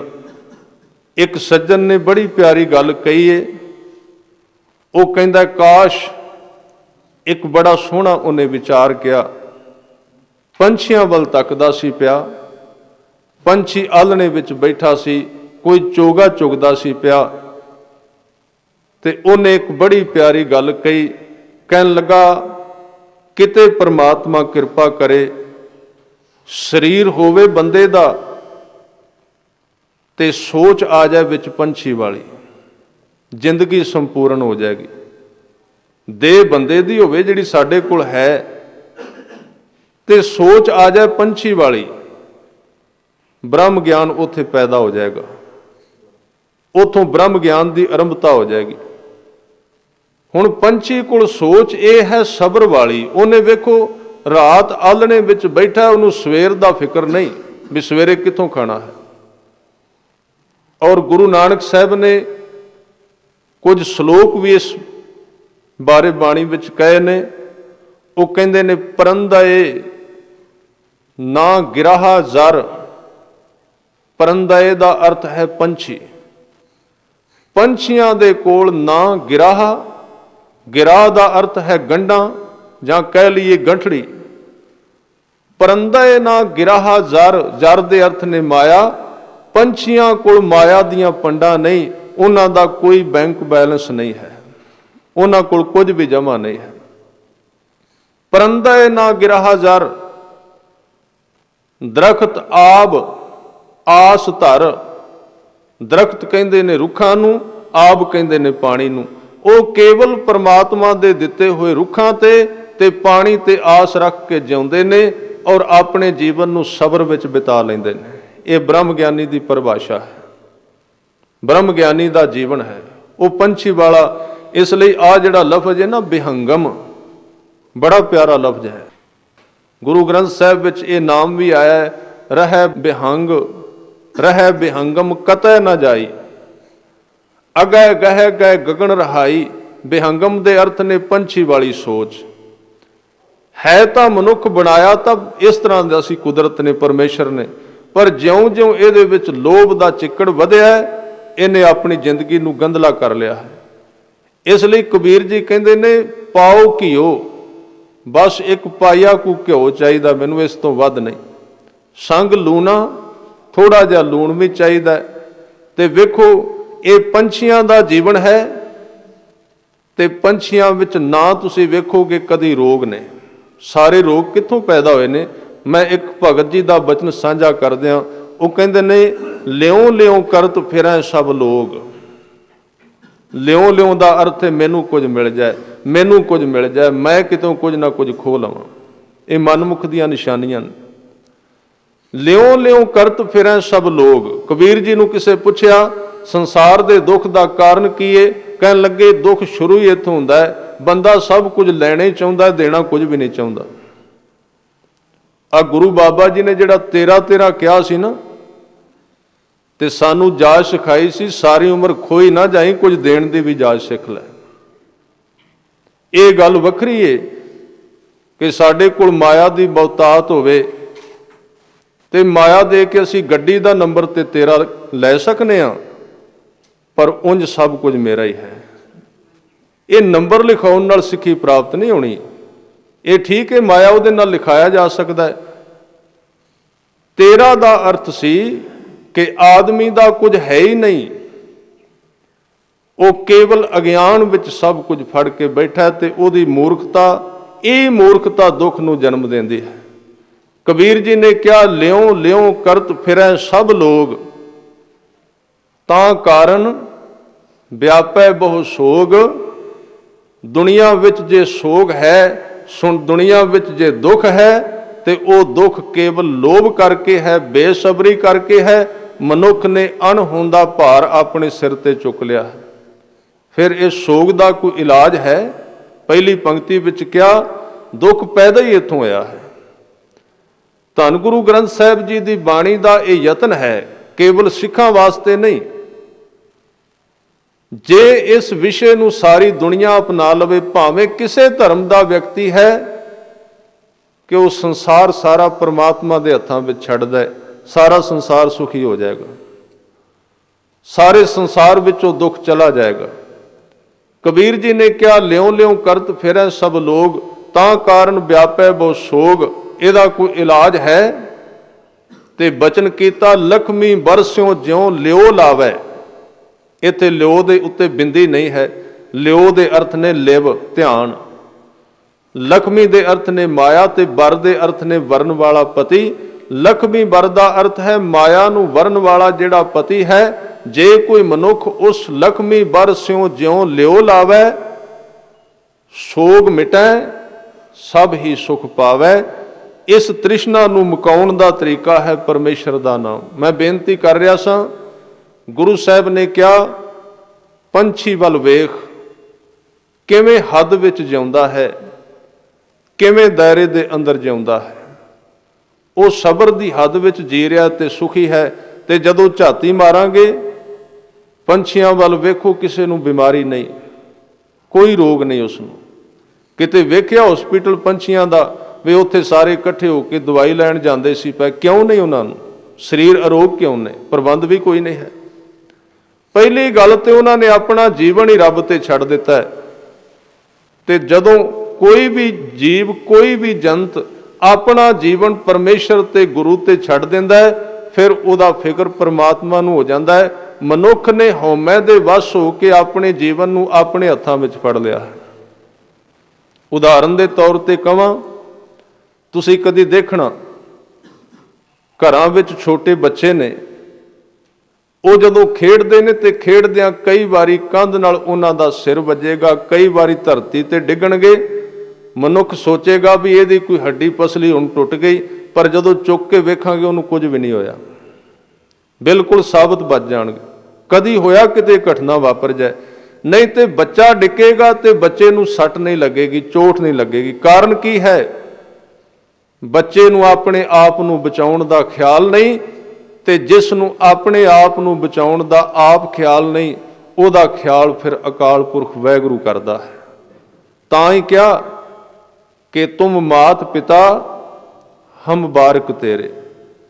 ਕਿਹਨੂੰ ਬਚਾਉਂਦਾ ਹੈ, ਕਿਹਦੀ ਸਹਾਇਤਾ ਕਰਦਾ ਹੈ, ਕਿਹਨੂੰ ਸਿਕਿਉਰਿਟੀ ਦਿੰਦਾ ਹੈ ਪਰਮੇਸ਼ਰ, ਕਿਹਦੀ ਹਿਫਾਜ਼ਤ ਕਰਦਾ ਹੈ। ਜੈ ਜੈ ਕਾਜ ਕਿਰਤ ਸੇਵਕ ਕੀ ਤਾਂ ਤਾਂ ਉੱਠ ਧਾਵੈ। ਅਸੀਂ ਕਵਾਂਗੇ ਜੀ ਇੰਨੀ ਭਗਤੀ ਕਰੋ, ਫਿਰ ਰੱਬ ਦਾ ਪਹਿਰਾ ਲੱਗ ਜਾਏਗਾ ਤੁਹਾਡੇ ਤੇ। ਗੁਰਮਤਿ ਨਾਲ ਇਹਦੀ ਸਾਂਝ ਨਹੀਂ ਹੈ ਇਸ ਖਿਆਲ ਦੀ। ਤੁਸੀਂ ਇਸ ਤਰ੍ਹਾਂ ਕਰੋ, ਇੰਨਾ ਚਿਰ ਤੁਹਾਡੇ ਦੁਆਲੇ ਪਹਿਰਾ ਲੱਗ ਜਾਏਗਾ। ਹੋ ਸਕਦਾ ਲੱਗਦਾ ਹੋਵੇ, ਪਰ ਗੁਰਮਤਿ ਕੀ ਕਹਿ ਰਹੀ ਹੈ? ਗੁਰੂ ਸਾਹਿਬ ਕਹਿ ਰਹੇ ਨੇ ਪਹਿਰਾ ਨਾ ਲਵਾ ਰੱਬ ਦਾ, ਪਹਿਰੇਦਾਰ ਛੋਟਾ ਹੁੰਦਾ ਹੈ ਤੇ ਜਿਹਦਾ ਪਹਿਰਾ ਦਿੰਦਾ ਉਹ ਵੱਡਾ ਹੋ ਜਾਂਦਾ ਹੈ। ਤੂੰ ਪਹਿਰੇਦਾਰ ਨਾ ਬਣਾ ਰੱਬ ਨੂੰ, ਤੂੰ ਉਹਦਾ ਬੱਚਾ ਬਣ ਜਾ, ਉਹਦੀ ਗੋਦ ਵਿੱਚ ਬਹਿ ਜਾ। ਤੇ ਜਦੋਂ ਕੋਈ ਬੱਚਾ ਮਾਂ ਦੀ ਗੋਦ ਵਿੱਚ ਬਹਿੰਦਾ ਹੈ, ਮਾਂ ਨੂੰ ਆਪੇ ਫਿਕਰ ਹੋ ਜਾਂਦਾ ਇਹਨੂੰ ਕੀ ਚਾਹੀਦਾ ਹੈ, ਇਹਨੂੰ ਠੰਡ ਤੋਂ ਕਿਵੇਂ ਬਚਾਉਣਾ ਹੈ, ਇਹਦੇ ਸਰੀਰ ਨੂੰ ਕਿਹੜਾ ਰੋਗ ਹੋ ਸਕਦਾ, ਦਵਾਈ ਕਿਹੜੀ ਦਵਾਉਣੀ, ਸਾਰਾ ਫਿਕਰ ਕਰਦੀ ਹੈ। ਤਾਂ ਗੁਰਮਤਿ ਦੇ ਅਰਥ ਸਮਝ ਲੈਣੇ ਚਾਹੀਦੇ। ਪਰਮੇਸ਼ਰ ਦੇ ਹੱਥਾਂ ਵਿੱਚ ਜੀਵਨ ਨੂੰ ਛੱਡ ਦੇਣਾ, ਇਹ ਸੁੱਖ ਦਾ ਸਾਰ ਸ੍ਰੇਸ਼ਟ ਤਰੀਕਾ ਹੈ। ਜਿੰਨਾ ਚਿਰ ਅਸੀਂ ਆਪਣੇ ਆਪ ਨੂੰ ਆਪ ਫੜ ਕੇ ਤੁਰਨੇ ਆ, ਉਹਨਾਂ ਚਿਰ ਗੁਰੂ ਨੂੰ ਸਾਡੀ ਸਹਾਇਤਾ ਕਰਨ ਦਾ ਮੌਕਾ ਨਹੀਂ ਮਿਲਦਾ। ਬੇਨਤੀ ਕਰ ਰਿਹਾ ਸਾਂ, ਪੰਛੀ ਦਾ ਜੀਵਨ, ਵਿਹੰਗਮ ਦਾ ਜੀਵਨ, ਕਿਤੇ ਸੋਚ ਪੰਛੀ ਵਾਲੀ, ਸਰੀਰ ਬੰਦੇ ਵਾਲਾ, ਉਹ ਬ੍ਰਹਮ ਗਿਆਨੀ ਹੈ, ਉੱਥੇ ਪਰਮਾਤਮਾ ਦਾ ਨਿਵਾਸ ਹੈ। ਬੇਨਤੀ ਕਰ ਰਿਹਾ ਸੀ, ਸਤਿਗੁਰੂ ਸੱਚੇ ਪਾਤਸ਼ਾਹ ਜੀ ਨੇ ਹੋਰ ਉਦਾਹਰਨਾਂ ਦਿੱਤੀਆਂ ਬਾਣੀ ਦੇ ਅੰਦਰ। ਕਿਤੇ ਮਨੁੱਖ ਦਾ ਮਨ ਉਹਦੇ ਚਰਨਾਂ ਤੇ ਡਿੱਗ ਪਏ, ਉਹਦੇ ਚਰਨਾਂ ਤੇ ਢਹਿ ਪਵੇ, ਤੇ ਗੁਰੂ ਸਾਹਿਬ ਨੇ ਸਾਨੂੰ ਇਹ ਦਾਤਾਂ ਦਿੱਤੀਆਂ। ਧੰਨ ਗੁਰੂ ਅੰਗਦ ਦੇਵ ਸੱਚੇ ਪਾਤਸ਼ਾਹ ਜੀ, ਜਿਨ੍ਹਾਂ ਦੀ ਬਾਣੀ ਹੈ, ਜਿਨ੍ਹਾਂ ਦਾ ਸ਼ਲੋਕ ਆਪ ਜੀ ਸਰਵਣ ਕਰ ਰਹੇ ਹੋ, ਗੋਇੰਦਵਾਲ ਸਾਹਿਬ ਦੀ ਧਰਤੀ ਤੇ ਉਹਨਾਂ ਤੋਂ ਬਾਅਦ ਗੁਰੂ ਅਮਰਦਾਸ ਜੀ ਨੇ ਸਾਨੂੰ ਇੱਕ ਸਿਧਾਂਤ ਦਿੱਤਾ ਸੀ। ਉਹ ਸਿਧਾਂਤ ਕਿਹੜਾ ਸੀ? ਅਸੀਂ ਇਹ ਸਾਰੀਆਂ ਸਾਖੀਆਂ ਕਿਤਾਬਾਂ ਵਿੱਚ ਬਹੁਤ ਲਿਖੀਆਂ ਨੇ, ਸਟੇਜਾਂ ਤੋਂ ਬਹੁਤ ਸੁਣਾਈਆਂ ਨੇ, ਸੁਣਨ ਵਾਲਿਆਂ ਨੇ ਯਾਦ ਕਰ ਲਈਆਂ ਨੇ, ਪਰ ਗੱਲ ਸਿਰਫ ਇਹ ਹੈ ਵੀ ਉਹਨੂੰ ਜੀਵਨ ਵਿੱਚ ਉਤਾਰਿਆ ਕਿ ਨਹੀਂ। ਗੁਰੂ ਅਮਰਦਾਸ ਜਿਸ ਵਕਤ ਗੋਇੰਦਵਾਲ ਸਾਹਿਬ ਵਿੱਚ ਰਹਿੰਦੇ ਨੇ, ਬੜੀ ਸੰਗਤ ਆਉਂਦੀ ਹੈ, ਬੜੀ ਮਾਇਆ ਆਉਂਦੀ, ਬਹੁਤ ਧਨ ਆਉਂਦਾ ਹੈ। ਇੱਕ ਦਿਨ ਉਹਨਾਂ ਨੇ ਵੇਖਿਆ ਵੀ ਸੰਸਾਰ ਦੁਖੀ ਕਿਉਂ ਹੈ? ਦੁਖੀ ਹੈ ਸਿਰਫ ਸੰਸਾਰ ਦੀ ਪਕੜ ਕਰਕੇ। ਇਹ ਖਿਆਲ ਰੱਖਣਾ, ਜਿਹੜੇ ਮੈਂ ਅਰਥ ਕਰ ਰਿਹਾ, ਗੁਰੂ ਗ੍ਰੰਥ ਸਾਹਿਬ ਨੇ ਇਹ ਨਹੀਂ ਕਿਹਾ ਵੀ ਮਾਇਆ ਨੂੰ ਛੱਡ ਕੇ ਭੱਜ ਜਾਣਾ, ਦੌੜ ਜਾਣਾ, ਇਸ ਤਰ੍ਹਾਂ ਨਹੀਂ ਹੈ। ਮਾਇਆ ਤੋਂ ਪਾਸੇ ਹੋਣ ਦੀ ਗੱਲ ਨਹੀਂ ਕੀਤੀ ਗੁਰੂ ਸਾਹਿਬ ਨੇ, ਮਾਇਆ ਤੋਂ ਨਿਰਲੇਪ ਰਹਿਣ ਦੀ ਗੱਲ ਕੀਤੀ। ਵੱਖਰੇ ਕਿਵੇਂ ਰਹਿਣਾ, ਇਹਦੀ ਵਰਤੋਂ ਕਰਨੀ ਹੈ, ਮਾਇਆ ਸਾਡੀ ਵਰਤੋਂ ਨਾ ਕਰ ਜਾਏ, ਬਸ ਫਰਕ ਇੰਨਾ ਕੁ ਹੈ। ਤੇ ਮਾਇਆ ਦੀ ਵਰਤੋਂ ਕਰਨ ਦੀ ਜਾਂਚ ਗੁਰੂ ਤੋਂ ਬਿਨਾ ਨਹੀਂ ਆ ਸਕਦੀ। ਜੇ ਗੁਰੂ ਨਹੀਂ, ਬੰਦਾ ਮਾਇਆ ਧਾਰੀ ਹੋ ਗਿਆ, ਮਾਇਆ ਉਹਦੀ ਵਰਤੋਂ ਕਰ ਜਾਏਗੀ। ਜੇ ਗੁਰੂ ਵਾਲਾ ਹੈ ਤੇ ਗੁਰੂ ਦੀ ਮੱਤ ਧਾਰਨ ਕਰ ਲਈਏ, ਜੇ ਉਹਦੇ ਕੋਲ ਮਾਇਆ ਆ ਗਈ ਤੇ ਕੋਈ ਪਾਪ ਨਹੀਂ, ਕਿਉਂਕਿ ਗੁਰੂ ਨੇ ਤਰੀਕਾ ਦੱਸ ਦੇਣਾ ਵੀ ਇਹਨੂੰ ਕਿਵੇਂ ਵਰਤਣਾ ਹੈ, ਢੰਗ ਕੀ ਹੈ, ਜੁਗਤ ਕਿਹੜੀ ਹੈ। ਮੈਂ ਵਿੱਚ ਇਸ ਸਾਖੀ ਨੂੰ ਛੱਡ ਕੇ ਕਬੀਰ ਜੀ ਦਾ ਇੱਕ ਉਦਾਹਰਨ ਤੁਹਾਡੇ ਨਾਲ ਸਾਂਝਾ ਕਰ ਦਿਆਂ। ਉਹਨਾਂ ਨੇ ਮਾਇਆ ਦਾ ਇੱਕ ਰੂਪ ਆਪਣੀ ਬਾਣੀ ਵਿੱਚ ਕਿਹਾ, ਸ਼ਬਦ ਥੋੜੇ ਜਿਹੇ ਮਹਿੰਗੇ ਨੇ, ਆਪ ਜੀ ਨੇ ਧਿਆਨ ਦੇਣਾ। ਉਹ ਕਹਿੰਦੇ ਨੇ ਮਾਇਆ ਦੀ ਸਭਾ ਲੱਗੀ ਹੋਈ ਹੈ, ਮਾਇਆ ਵਿੱਚ ਪ੍ਰਧਾਨ ਹੋ ਕੇ ਬੈਠੀ। ਇੱਥੇ ਮਾਇਆ ਦੇ ਅਰਥ ਕੋਈ ਕਰੰਸੀ, ਨੋਟ ਜਾਂ ਹੋਰ ਕੋਈ ਲਿਬਾਸ ਨਹੀਂ। ਮਾਇਆ ਉਸੇ ਚੀਜ਼ ਨੂੰ ਕਹਿੰਦੇ ਨੇ ਜਿਸ ਨੂੰ ਵਰਤਨ ਦੇ ਨਾਲ ਪਰਮੇਸ਼ਰ ਦੀ ਯਾਦ ਭੁੱਲ ਜਾਏ। ਬਸ ਇਹ ਕਸਵੱਟੀ ਮਾਇਆ ਦੀ ਹੈ। ਉਹਦੇ ਭੇਸ ਕਈ ਨੇ। ਜੇ ਅਸੀਂ ਕੋਈ ਵਸਤੂ ਇਸ ਤਰ੍ਹਾਂ ਦੀ ਖਾਧੀ ਏ ਜ਼ਿਆਦਾ ਖਾ ਲਿਆ, ਹੁਣ ਰੱਜ ਕੇ ਖਾ ਲਿਆ, ਰੱਜ ਕੇ ਭੋਜਨ ਖਾਧਾ ਤੇ ਪਰਤ ਕੇ ਨਾਮ ਜਪਣਾ ਸੀ। ਹੁਣ ਉਹ ਜਿਹੜਾ ਖਾਧਾ ਹੋਇਆ ਭੋਜਨ ਨੀਂਦ ਲਿਆਉਂਦਾ ਹੈ, ਟਿਕਣ ਨਹੀਂ ਦਿੰਦਾ, ਬਹਿਣ ਨਹੀਂ ਦਿੰਦਾ, ਮਾਇਆ ਹੈ। ਉਹ ਭੋਜਨ ਮਾਇਆ ਬਣ ਗਈ। ਬੰਦੇ ਨੇ ਕੋਈ ਕੱਪੜਾ ਪਾ ਲਿਆ ਤੇ ਪੜ੍ਹਦਾ ਬਾਣੀਏ ਪਿਆ, ਗਿਆ ਗੁਰਦੁਆਰੇ ਤੇ ਵਾਰ-ਵਾਰ ਆਪਣੇ ਕੱਪੜਿਆਂ ਵੱਲੋਂ ਦੇਖੀ ਆਉਂਦਾ ਹੈ, ਇਹ ਮਾਇਆ ਹੈ। ਉੱਥੇ ਵੀ ਵਾਪਰ ਗਈ ਹੈ। ਵੇਖਣ ਦੀ ਇੱਕ ਮਾਇਆ ਹੈ, ਆਪਣੀ ਉਸਤਤ ਸੁਣਨ ਦੀ ਇੱਕ ਮਾਇਆ ਹੈ, ਸੰਸਾਰ ਵਿੱਚ ਆਪਣੀ ਹਉਮੈ ਨੂੰ ਵੱਡਾ ਕਰਨ ਦੀ ਇੱਕ ਮਾਇਆ ਹੈ। ਇਹ ਸਾਰੇ ਹੀ ਮਾਇਆ ਦੇ ਰੂਪ ਨੇ। ਖੈਰ ਮੈਂ ਸੰਖੇਪ ਵਿੱਚ ਕਹਿ ਕੇ ਅੱਗੇ ਤੁਰਾਂ। ਭਗਤ ਜੀ ਨੇ ਬਚਨ ਕਿਹਾ, ਮਾਇਆ ਦੀ ਸਭਾ ਲੱਗੀ ਏ ਤੇ ਉੱਥੇ ਦੋ ਚੀਜ਼ਾਂ ਦਾ ਵਰਣਨ ਕੀਤਾ, ਮਾਸ ਤੇ ਸ਼ਰਾਬ ਦਾ। ਇੱਕ ਭਾਂਡੇ ਵਿੱਚ ਮਾਸ ਪਿਆ, ਇੱਕ ਵਿੱਚ ਸ਼ਰਾਬ ਪਿਆ, ਆਲੇ ਦੁਆਲੇ ਪੀਣ ਵਾਲੇ ਬੈਠੇ ਨੇ, ਪੰਜ ਵਿਕਾਰ ਉਹਨਾਂ ਵਿੱਚ ਮੌਜੂਦ ਨੇ ਤੇ ਮਾਇਆ ਉਹਨਾਂ ਦੇ ਵਿੱਚ ਪ੍ਰਧਾਨ ਹੋ ਕੇ ਬੈਠੀ ਹੈ। ਫਿਰ ਉਹਦਾ ਵਾਜਾ ਵੱਜਦਾ ਚੌਹਾਂ ਪਾਸੇ। ਕਬੀਰ ਜੀ ਦਾ ਬਚਨ ਹੈ, ਕਹਿਣ ਲੱਗੇ ਇਕਤ ਪੱਤਰ ਪਰ ਉਰਕਟ ਕੁਰਕਟ। ਮਹਿੰਗੇ ਸ਼ਬਦ ਨੇ। ਇਕਤ ਦਾ ਅਰਥ ਹੈ ਇੱਕ, ਪੱਤਰ ਦਾ ਅਰਥ ਹੈ ਪਾਤਰ, ਭਾਂਡਾ। ਇਕਤ ਪੱਤਰ ਪਰ ਉਰਕਟ ਕੁਰਕਟ। ਕੁਰਕਟ ਦੇ ਅਰਥ ਨੇ ਕੁੱਕੜ, ਮੁਰਗਾ। ਉਰਕਟ ਦਾ ਅਰਥ ਹੈ ਕੁੱਕੜ ਦਾ ਕੱਟਿਆ ਹੋਇਆ ਤੇ ਰਿੰਨਿਆ ਹੋਇਆ ਮਾਸ। ਉਰ ਕਹਿੰਦੇ ਨੇ ਕਲੇਜੇ ਨੂੰ, ਕੱਟ ਕਹਿੰਦੇ ਨੇ ਕੱਟਣਾ। ਆ ਕੁੱਕੜ ਦੀ ਕਲੇਜੀ ਕੱਟ ਕੇ ਉਹਦੇ ਵਿੱਚ ਪਾਈ ਹੋਈ ਹੈ। ਆ ਸੱਜਣ ਅੱਜ ਕੱਲ੍ਹ ਸ਼ਾਦੀਆਂ ਵਿੱਚ ਬੜੇ ਸ਼ੌਂਕ ਨਾਲ ਖਾਂਦੇ ਨੇ, ਕਹਿੰਦੇ ਨੇ ਜੀ ਇਹ ਕੁੱਕੜ ਦੀਆਂ ਕਲੇਜੀਆਂ ਨੇ। ਗੁਰੂ ਗ੍ਰੰਥ ਸਾਹਿਬ ਨੇ ਜ਼ਿਕਰ ਕੀਤਾ ਇਹਦਾ। ਤੇ ਹੁਣ ਤੇ ਉਹ ਦੱਸਣ ਵੀ ਲੱਗ ਪਏ, ਕਹਿੰਦੇ ਭਾਈ ਇਹ ਕੁੱਕੜ ਦੀਆਂ ਨਹੀਂ, ਇਹ ਤੇ ਡੰਗਰ ਮੱਝਾਂ ਵੱਢ ਕੇ ਲਿਆਉਂਦੇ ਜੇ, ਕਿਉਂ ਆਪਣਾ ਜੀਵਨ ਭ੍ਰਸ਼ਟ ਕਰ ਰਹੇ ਹੋ। ਪਰ ਸਾਡੀ ਸਰਦਾਰੀ ਦਾ ਕੀ ਬਣੇ? ਸਾਡੀ ਸਰਦਾਰੀ ਅੱਜ ਸ਼ਰਾਬ ਤੋਂ ਤੇ ਦਾਜ ਤੋਂ ਬਿਨਾਂ ਸਰਦਾਰੀ ਨਹੀਂ ਬਚਦੀ। ਗੁਰੂ ਸਾਹਿਬ ਨੇ ਸਰਦਾਰੀ ਦਿੱਤੀ ਸੀ ਉੱਚੇ ਜੀਵਨ ਨੂੰ, ਜਿਨ੍ਹਾਂ ਦੇ ਜੀਵਨ ਉੱਚੇ ਸਨ, ਜਿਨ੍ਹਾਂ ਵਿੱਚ ਪਰਉਪਕਾਰ ਦੀ ਭਾਵਨਾ ਸੀ, ਜਿਹੜੇ ਸਾਰੇ ਸਮਾਜ ਨੂੰ ਸੁਖੀ ਰੱਖਣਾ ਚਾਹੁੰਦੇ ਸਨ। ਕਬੀਰ ਜੀ ਕਹਿੰਦੇ ਇਕਤ ਪੱਤਰ ਪਰ ਉਰਕਟ ਕੁਰਕਟ। ਇਕਤ ਪੱਤਰ ਪਰ ਪਾਣੀ, ਪਾਣੀ ਦੇ ਅਰਥ ਨੇ ਸ਼ਰਾਬ। ਇੱਕ ਭਾਂਡੇ ਵਿੱਚ ਸ਼ਰਾਬ ਪਾਇਆ ਹੋਇਆ। ਆਸ ਪਾਸ ਪੰਜ ਜੋਗੀਆ ਬੈਠੇ, ਉਹਦੇ ਚੌਹਾਂ ਪਾਸੇ, ਉਸ ਟੇਬਲ ਦੇ ਚੌਹਾਂ ਪਾਸੇ ਸੱਜਣ ਇਕੱਠੇ ਹੋ ਕੇ ਬੈਠੇ ਨੇ। ਉਹਨਾਂ ਦੇ ਅੰਦਰ ਪੰਜ ਜੋਗੀਆ ਦਾ ਅਰਥ ਹੈ ਪੰਜ ਵਿਕਾਰ ਨੇ, ਤੇ ਜਿਹੜੇ ਚੌਹਾਂ ਪਾਸੇ ਪੀਣ ਵਾਲੇ ਨੇ, ਜੋਗੀਆ ਦਾ ਅਰਥ ਉਹ ਵਿਕਾਰਾਂ ਨਾਲ ਜੁੜੇ ਹੋਏ ਨੇ। ਜਿੱਥੇ ਇਹ ਨਸ਼ਾ ਹੋਏਗਾ ਉੱਥੇ ਵਿਕਾਰ ਜ਼ਰੂਰ ਆਉਣਗੇ।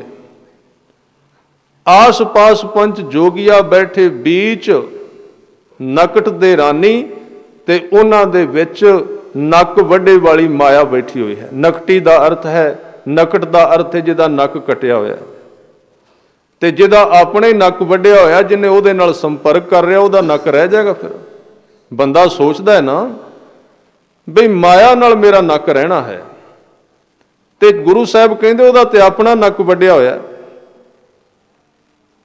ਤੇ ਜਿਸ ਦਾ ਆਪਣਾ ਨੱਕ ਕੱਟਿਆ ਗਿਆ, ਜਿਹਦੀ ਆਪਣੀ ਇੱਜ਼ਤ ਕੋਈ ਨਹੀਂ, ਜਿਹੜਾ ਉਹਦਾ ਸੇਵਾਦਾਰ ਬਣ ਗਿਆ, ਉਹਦੀ ਇੱਜ਼ਤ ਕਿੱਥੋਂ ਬਚੇਗੀ? ਉਹਦਾ ਨੱਕ ਕਿਵੇਂ ਬਚੇਗਾ? ਬੀਚ ਨਕਟ ਦੇ ਰਾਨੀ। ਤੇ ਫਿਰ ਬਚਨ ਕਿਆ, ਨਕਟੀ ਕੋ ਠਨਗਣ ਬਾਡਾ ਡੂੰ। ਉਸ ਨਕਟੀ ਦਾ ਵਾਜਾ। ਨਕਟੀ ਕੋ ਠਨਗਣ ਦਾ ਅਰਥ ਹੈ ਵਾਜਾ ਵੱਜਣਾ। ਬਾਡਾ ਡੂੰ, ਡੂੰ ਦਾ ਅਰਥ ਹੈ ਜਦੋਂ ਡੌਰੂ ਵੱਜਦਾ, ਢੋਲ ਵੱਜਦਾ। ਫਿਰ ਕਹਿੰਦੇ ਨੇ ਜਦੋਂ ਉਸ ਸ਼ਰਾਬ ਨੂੰ ਵਰਤ ਲੈਂਦੇ ਨਾ, ਜਦੋਂ ਦਿਮਾਗ ਨੂੰ ਚੜ ਜਾਂਦਾ ਤੇ ਬੰਦੇ ਦੀ ਮੱਤ ਮਾਰੀ ਜਾਂਦੀ, ਫਿਰ ਕਹਿੰਦੇ ਢੋਲ ਵਾਲਾ ਲੈ ਕੇ ਆਓ, ਨੱਚਣਾ ਹੁਣ। ਨਕਟੀ ਕਾ ਠਨਗੰਢ ਬਾਡਾ ਡੂ। ਇਹ ਸਾਰੀਆਂ ਗੱਲਾਂ ਗੁਰੂ ਗ੍ਰੰਥ ਸਾਹਿਬ ਨੇ ਪਹਿਲਾਂ ਲਿਖ ਦਿੱਤੀਆਂ ਵੀ ਇਸ ਤਰ੍ਹਾਂ ਮੱਤ ਭ੍ਰਿਸ਼ਟ ਹੋਣੀ ਹੈ ਲੋਕਾਂ ਦੀ ਆਉਣ ਵਾਲੇ ਸਮੇਂ ਵਿੱਚ।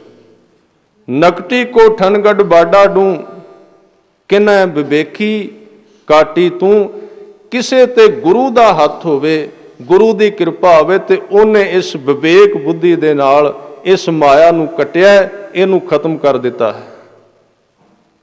ਅੱਗੇ ਜਾ ਕੇ ਬਚਨ ਕੀਤਾ, किन्ना ने कटिया, कहन लगे नाकों काटी कानों काटी। माया किवें वापरदी है? माया दा कोई शरीर नहीं, ये कोई इस्त्री नहीं, असल विच मनुख दी बिरती ही माया है। कबीर जी कहंदे भगतां ने इहदा नक ते कंन दोवें वड़ दिते। ये साखी, ये कहानी भी तुसीं सुनी होवेगी कि कबीर साहब कोल माया आई सी, उन्हां ने उहदे नक ते कंन वड़ दिते सन। असल विच बिरती सी। नक रखण वास्ते धर्म नूं छड्ड देना। एक पासे गुरु ग्रंथ साहब कह रहे ने कि सिखा तू घर विच पैदा होने वाली बच्ची दा कतल नहीं करना, तू दाज बारे किसी बच्ची नूं साड़ना नहीं, तू दाज नहीं मंगना, लोभी नहीं होना। एक पासे गुरु दी ये मत है ते दूजे पासे नक रखण दी गल आउंदी है जदों, उदों असीं कहने आ संसार विच नक नहीं रहिंदा। भगत जी ने कहा ਜਿਹੜਾ ਗੁਰੂ ਦੇ ਮਾਰਗ ਤੇ ਚੱਲਣ ਵਾਲਾ ਹੈ, ਉਹਨੇ ਨਾ ਸੰਸਾਰ ਦੇ ਨੱਕ ਰਹਿਣ ਦੀ ਪਰਵਾਹ ਕੀਤੀ ਤੇ ਨਾ ਕੰਨਾਂ ਨਾਲ ਆਪਣੀ ਕੋਈ ਉਸਤਤ ਸੁਣਨ ਦੀ ਪਰਵਾਹ ਕੀਤੀ। ਉਹਨੇ ਕੇਵਲ ਤੇ ਕੇਵਲ ਕਮਾਇਆ ਜੋ ਕੁਝ ਉਸ ਦੇ ਗੁਰੂ ਨੇ ਕਿਹਾ ਸੀ। ਨਾਕੋਂ ਕਾਟੀ ਕਾਨੋਂ ਕਾਟੀ, ਕਾਟ ਕੂਟ ਕੈ ਡਾਰੀ, ਵੱਢ ਕੱਟ ਕੇ ਸੁੱਟ ਦਿੱਤੀ, ਇਸ ਬਿਰਤੀ ਨੂੰ ਖਤਮ ਕਰ ਦਿੱਤਾ। ਕਹੋ ਕਬੀਰ ਭਗਤਨ ਕੀ ਬੈਰਨ, तीन लोक की प्यारी। ये माया का स्वरूप बयान किया ते मनमुख ये फसिया होया है। मैं बेनती कर रहा सी, भावें गुरु अमरदास जी ने जिहड़ा सिद्धांत दिता हुण अज दी विचार विच वो संपूर्ण नहीं होएगा, कल गुरु साहब कृपा करनगे। कबीर जी ने जिहड़ा बचन कहा सी, दोए सिर मांगो चूना, पाओ पाओ घिओ संग लूना, खाट मांगो चौपाई, सिरहाना अवरत लाई। शरीर के गुजारे वास्ते मंगया, वो माया नहीं है। सिरहाना अवर तुलाई, अध सिर मांगो दाले मोको, दोनों वक्त जिवाले। ये सारियां दातां मंग के कबीर जी ने बचन किया, ये चीज़ां चाहिदियां पर इन्हां नूं वरत के तेरी याद जरूर बनी रहे। अरदास की कि माया दे अंदर तू याद रवें, तां ही गुरु नानक साहब ने बचन किया है ते सिख हर रोज़ पढ़दा है कि गुरा एक देह बुझाई, सबना जियां का एक दाता, सो मैं विसर ना जाई। सतगुरु गुरु अंगद देव पातशाह जी ने अज दे इस श्लोक अंदर साडी उस बिरती का जिक्र किया जिहड़ी दातां नाल मोह पा बैठी है ते देण वाले नूं भुल गई है। कहन लगे देंदे थावों, देंदे दा अर्थ है देण वाले नालों। दिता चंगा, जो कुछ उन्हें अपने हत्थां नाल दिता है वो तो सानू चंगा लगता है, पर जेड़े वो देण वाले उहदे हत्थ ने, उन्हां हत्थां नूं असीं मनण वास्ते तैयार नहीं।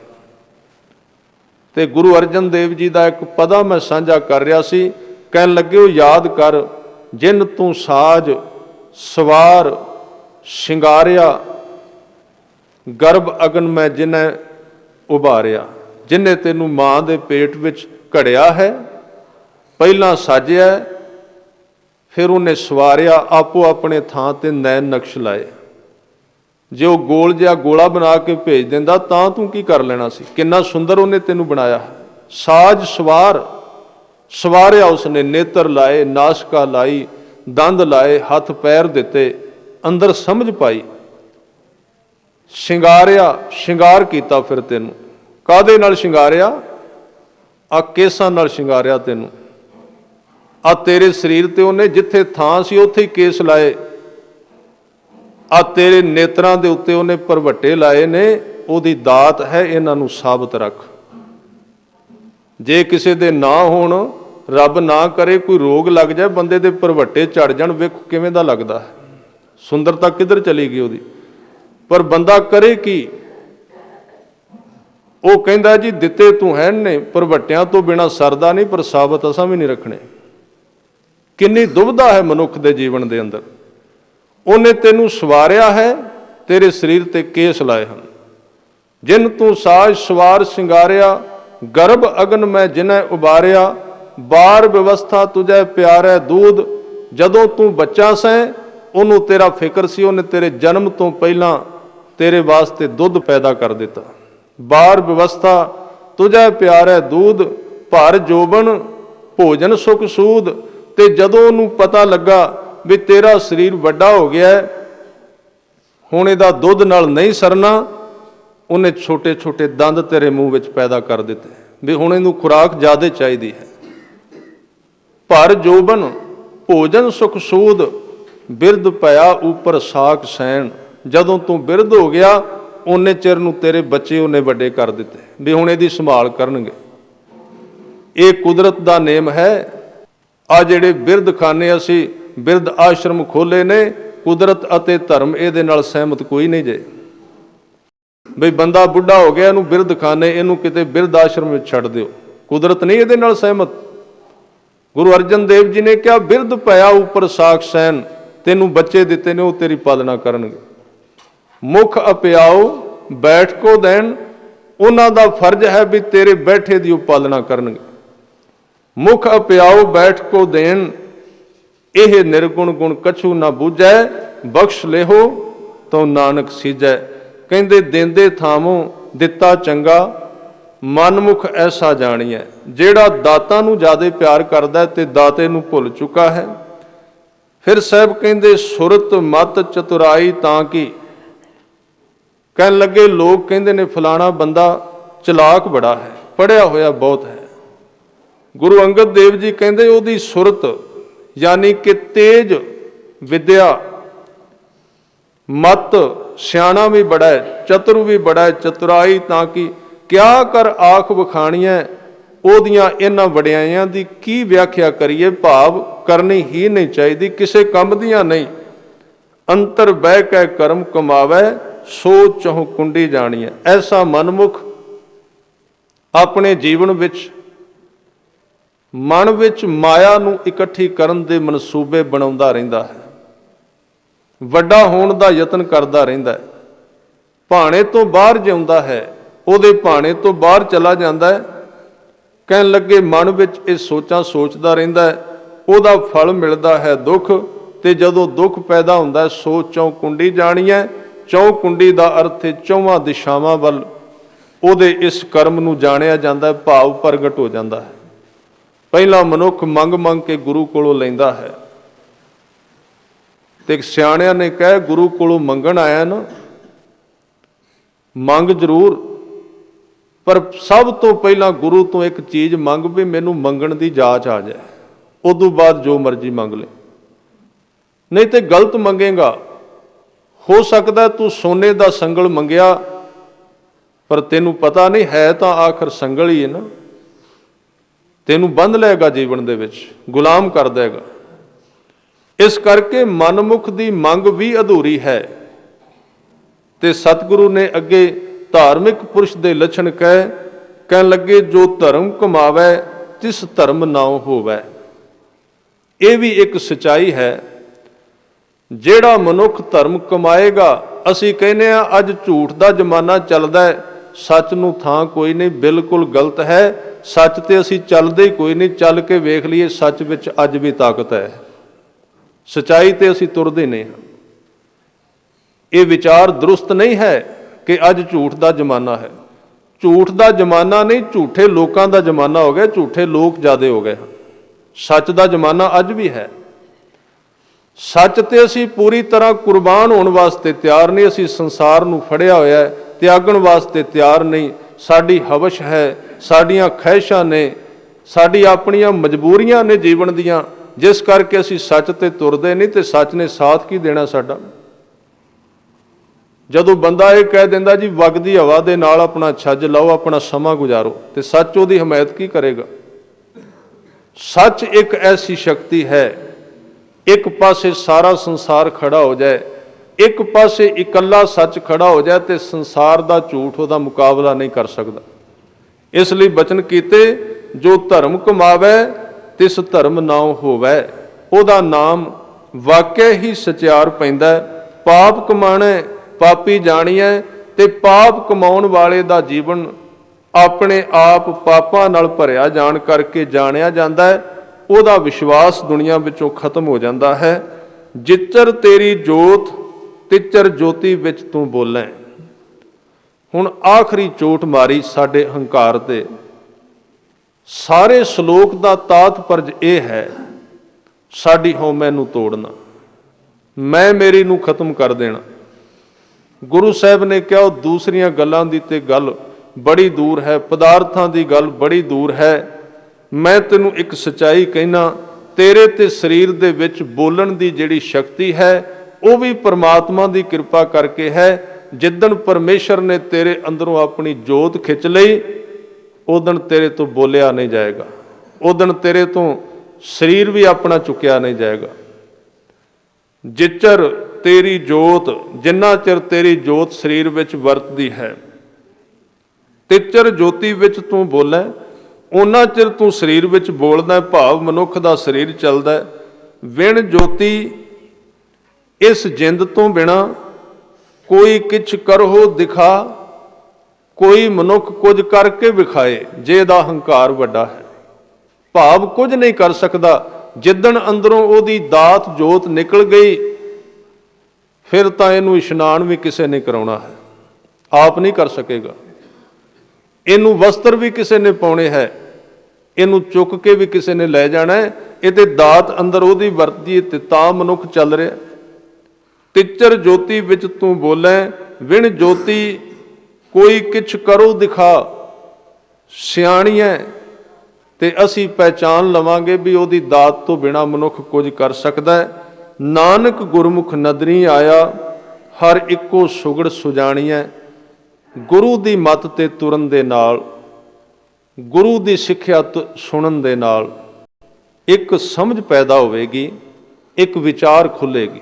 ਜਿਹੜੀ ਅੱਖ ਅੰਦਰ ਸਾਡੇ ਬੰਦ ਹੈ ਨਾ, ਆ ਬਾਹਰਲੀਆਂ ਅੱਖਾਂ ਤੇ ਅਸੀਂ ਖੋਲੀਆਂ ਹੋਈਆਂ ਨੇ, ਪਰ ਜਿਹੜੀ ਜੀਵਨ ਨੂੰ ਦੇਖਣ ਵਾਲੀ ਅੱਖ ਹੈ, ਅੰਦਰ ਦੀ ਅੱਖ ਜਿਹਨੂੰ ਕਹਿੰਦੇ ਨੇ, ਜਿੱਦਣ ਗੁਰੂ ਦੇ ਦੱਸੇ ਮਾਰਗ ਤੇ ਤੁਰਾਂਗੇ, ਉਸ ਦਿਨ ਇੱਕ ਅੰਤਰ ਦੀ ਦ੍ਰਿਸ਼ਟੀ, ਜਿਹਨੂੰ ਅੰਤਰ ਦ੍ਰਿਸ਼ਟੀ ਕਿਹਾ, ਜਿਹਨੂੰ ਦਿਵ ਦ੍ਰਿਸ਼ਟੀ ਕਿਹਾ ਗੁਰੂ ਅਮਰਦਾਸ ਜੀ ਨੇ, ਉਹ ਦਿਵ ਦ੍ਰਿਸ਼ਟੀ ਅੰਦਰੋਂ ਖੁੱਲ ਜਾਏਗੀ। ਤੇ ਸਾਹਿਬ ਨੇ ਕਿਹਾ, ਨਾਨਕ ਗੁਰਮੁਖ ਨਦਰੀ ਆਇਆ, ਹਰ ਇੱਕੋ ਸੁਗੜ ਸੁਜਾਣੀਐ।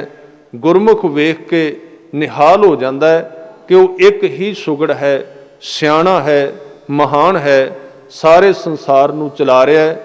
ਸਾਰੇ ਹੀ ਇਸ ਸ਼ਲੋਕ ਦਾ ਤਾਤਪਰਜ ਹੈ ਕਿ ਮਨੁੱਖ ਆਪਣੇ ਜੀਵਨ ਵਿੱਚ ਹਉਮੈ ਨੂੰ ਤਿਆਗ ਕੇ ਜੀਵੇ, ਦਾਤਾਂ ਨਾਲ ਪਿਆਰ ਕਰਨ ਦੀ ਬਜਾਏ ਦਾਤੇ ਨਾਲ ਪਿਆਰ ਕਰੇ।